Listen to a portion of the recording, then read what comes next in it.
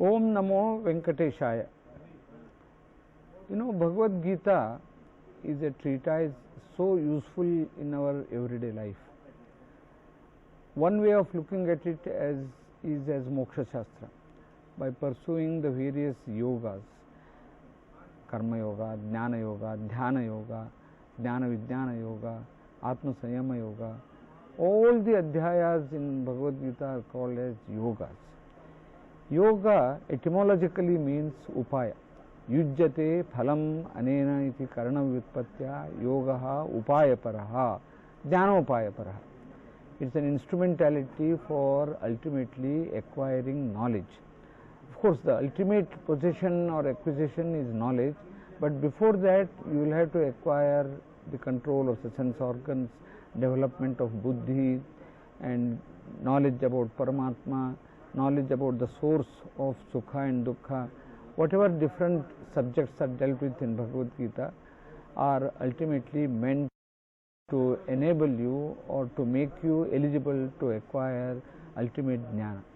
In the mundanized version, it also focuses on the acquisition of highest efficiency, which we defined as moksha. Moksha means going near God. God is a symbol of perfection, and you must make efforts to achieve that perfection in every activity of yours. So we will briefly see how different texts also speak about the need for commitment to dharma, commitment to duty, and for doing that how to really control your sense organs and what kind of development you should make for your buddhi. We will also deal with the sixth canto, which deals with Atma Sanyama Yoga, that is Dhyana Yoga, a little more elaborate way, because we find that many people are suggesting that it is the most helpful chapter for reducing stress. So let me first run through part of that sixth canto, though it is some sort of repetition, but maybe we will be able to give some messages to the students, to the teachers, to the family members who are in situations of stress. And today the society is full of stress, various pressures, unwanted pressures, pressure for the student to get marks of highest nature, pressure on the parents whether the child gets those marks or not, and pressure on the employers to compete in the world. We are having umpteen number of stresses. So Bhagavad Gita tells you how to control stress. It first tells you how to behave in such a way that stress is not created, and secondly, when stress is created, how do you manage the stress? So how stress is not created? So in the sixth canto, it is very clearly stated, Uddhared Atmanatmanam Natmanam Avasadayet Atmaiva Hyatmano Bandhuhu Atmaiva Ripuratmanaha Bandhuratma Atmanastasya Ena Atmaiva Atmanajitaha Anatmanastu Shatrutve Vartet Atmaiva Shatruvat Jitatmanah Prashantasya Paramatma Samahitaha Sitoshna Sukhadukheshu Tatha Manapamanayoho. So Uddhared Atmana Atmanam. Atma, as we saw, has different meanings. Manas, Indriya, Jivatma, Paramatma. Na Atmanam Avasadayet. He should never make himself fall down. Avasadayet. Shadalru Visharanagatya Avasadhaneshu. Ava Upasarga Purvaka Sadayet is a niche prayoga. Causal. He should not make himself to fall down. He should not make him subjected to klesha bhajanam na kuryat. He should not make himself subjected to stress. So he should make sure that he behaves in a way which does not generate the stress itself. Atma eva atmanaha bandhuhu. Atma eva atmanaha bandhuhu.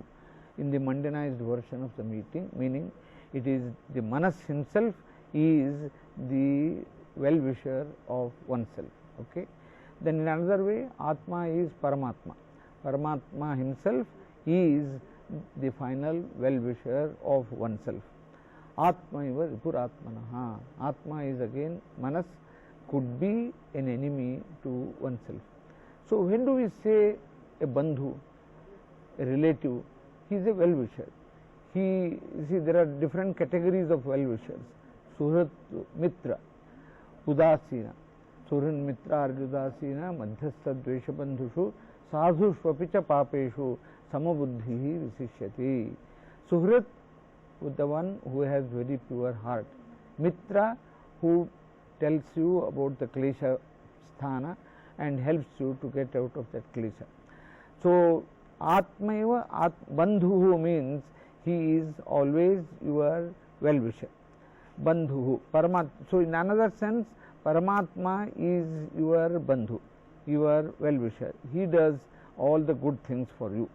So, Atmana eva Atmana Atmanam Uddharet. The other meaning is, by getting the grace of Paramatma, you will be able to raise yourself to higher. So, both the meanings are relevant in our everyday life. If the mind itself is the bandhu, the mind itself is the modality for our own uddhara, that means keeping ourselves into a happy state, and mind itself is the source or the modality or the instrumentality for avoiding our own deterioration, collapse or decay, and Atma Ripuhu Atmanaha. So, if we take the meaning of Atma as Paramatma, Paramatma himself is your protector. Paramatma's grace alone would help you to avoid stress and klesha, the difficulties. So, you should combine these two meanings. So, you must have the mind focused on Paramatma. That is what the 12th canto stated, that we must, and here also in the 6th canto, dhyana should be in relation to Paramatma. So, whenever you are having the embarrassment or dilemmas or the stress, so as Krishna Paramatma has said, the stress or vishada is due to our misunderstanding. Moha nimittakat, I repeat it several times because it is very, very crucial for the entire Bhagavad Gita's message. Moha nimittakat shokat yan manodaurbhalyam yasmin sati sarva vyaparoparamaha bhavati saha vishadaha. Vishadaha means a state of depression, a state of moroseness, a state of non-functionality. That arises when you are having the misunderstanding, moha. Suppose that a student is told that he must get only 99% marks, he must go only to IIT, he must get into medical profession. This itself is a misconceived advice, because some of you must have seen that so Tare Zameen Par brings out very clearly that boy had such a great talent in painting, in producing very imaginative pictures, but he was being goaded every now and then by father and mother to study, to produce results. The child could not have an application of the mind at all. But so that clearly brings out, to avoid stress, the parents have a role to play. And the same message is here, that Atmana Atmanam Uddharet. By using your mind and the child's mind, you should really raise the child to higher level. So, do not induct unwanted expectations or aspirations in him out of your own choice of priorities and preferences. So, that is the source of the stress, because the child has some tendency or application or ability in some fields. So, allow the child to prosper or go ahead with that application rather than getting into your own choice. So, the first source for stress comes from the parents. So, because they are not using their own minds to raise themselves to higher level, and connected with that is the Bhagavad Prasada or Guru Prasada. That means you must also have some sort of spiritualism, that is faith in Paramatma, and do not think that everything is done by you, do not think that everything is done by the child. So, have provision for the grace of Paramatma. So, that reduces the stress a good deal, that if you say that he will take care of us, so I do not need to worry about my life, I do not need to worry about getting 99%. That is why our entire Nivritta Karmanusthana without Phalapeksha is really aimed at reducing stress. So, when we said you should do prescribed duties, but the second component of Nivritta Karmanusthana is Phalapeksha Rahitya. That means do not get over obsessed about the rewards, do not get over obsessed by the rewards. That means they should not be always bothering you in your mind. Yes, you should get 99%, but if you keep on thinking the consequences of not getting that 99%, that becomes the source of stress. And if you start thinking what will the parents think, what will the teachers think, and what will the friends community, the fraternity think if I do not get it, that causes the stress.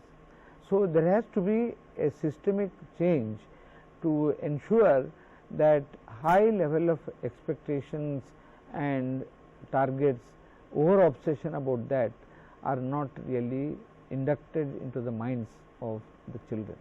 So, you have to manage the mind properly. The message is you have to manage the mind properly, and you should also give the scope for the role of Paramatma or the unknown source of influence to mold our destiny.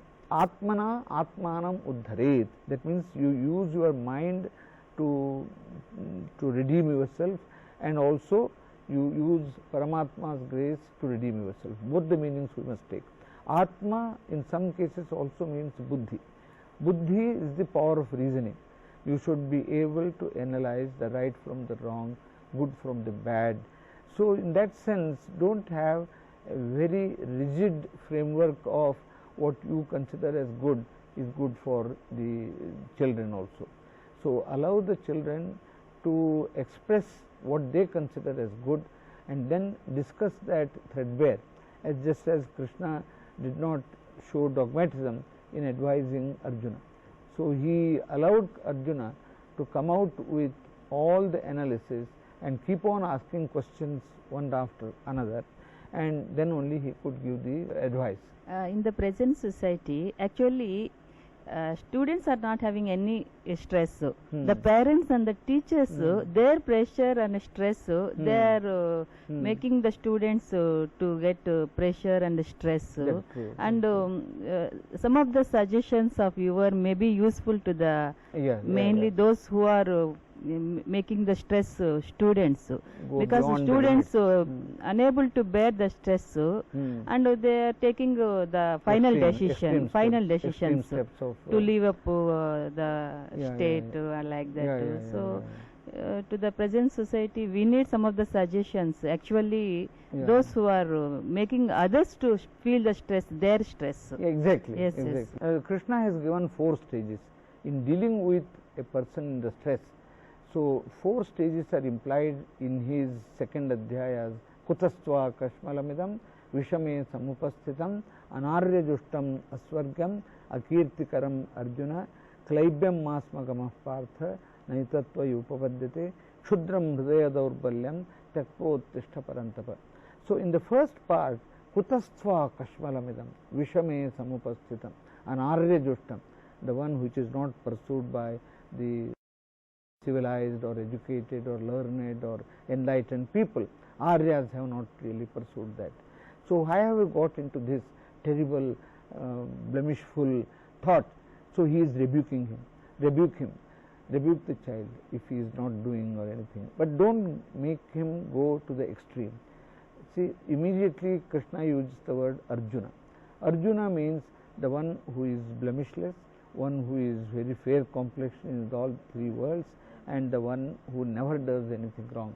That is how Arjuna gives the definition of his own name to Uttara in Mahabharata, the Gograhana time, So, immediately he comes to that second stage of telling the boy that he has potential, the boy or the girl, he has the potential.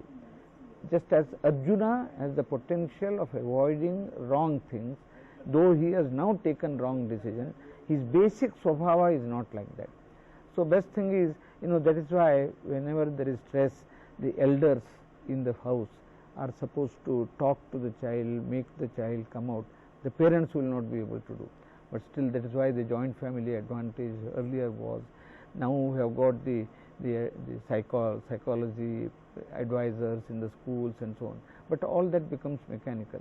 But in the earlier times, the joint family, the eldest people, dada and nana and nani kind of things, they would talk to the child and make him feel comfortable, and they would always give a positive outlook of the future experiences, and they would say that don't worry, so if you have not got good marks, you can do anything. Experience of life, many people who were not very good in the studies have come up well in life. So these have been experienced in life. So we must have stories of that kind, experiences told to the children by the elders in the family. And then the next part is Klaibyam Kutastva Kashmalamidam Vishame Samupasitam Anarjustam Aswargyam Akirtikaram Arjuna. The use of the word Arjuna has made Arjuna sit up and think about his own potential.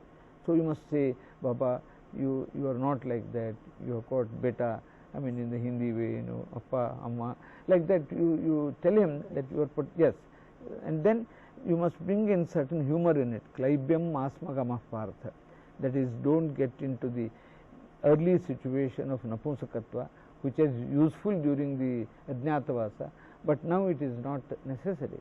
So suddenly Arjuna feels amused. So what I was for 1 year, I was Napunsaka, living in the midst of ladies and no emotional outbursts at all. So that was the curse given by Urvasi, and that was good in a way, and Urvasi had cursed him to have Napunsakatva, and also Indra and others reduced it to 1 year and also made it at his will. So that was all right. So his mind has been distracted from the issues of dilemma. So his mind goes to his visit to Indra's Swargaloka, then Urvasi conversing with him, he is refusing her, and later on the curse, and then using the Napunsakatva during the Virat Ajnatavasa. His mind is, so that means the lesson which this gives is that take the mind of the child away from the stressful. Don't keep on saying, how many hours did you study today? Why did you go out for playing the games? You wasted your time on seeing that television serial. You are wretched, you are really ruined, you don't be able to. Many parents do that. We all do that. Don't go to rebuke the child to the extreme. So bring in some humor.